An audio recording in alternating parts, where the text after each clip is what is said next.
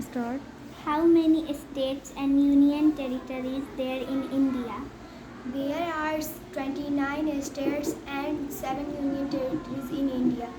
State: Andhra Pradesh, Hyderabad, Arunachal Pradesh, Itanagar, Assam, Dispur, Bihar, Patna, Chhattisgarh, Raipur, Goa, Panaji, Gujarat, Gandhinagar, Haryana, Shimla, Chandigarh, Himachal Pradesh, Shimla, Jammu and Kashmir, Srinagar, Jharkhand, Ranchi, Karnataka, Bengaluru, Kerala, Thiruvananthapuram, Madhya Pradesh, Bhopal, Maharashtra, Mumbai, Manipur, Imphal, Meghalaya, Shillong, Mizoram, Aizawl, Nagaland, Kohima, Odisha, Bhubaneswar, Punjab, Chandigarh, Rajasthan, Jaipur, Sikkim, Gangtok, Tamil Nadu, Chennai, Telangana, Hyderabad, Tripura, Uttarakhand, Agartala.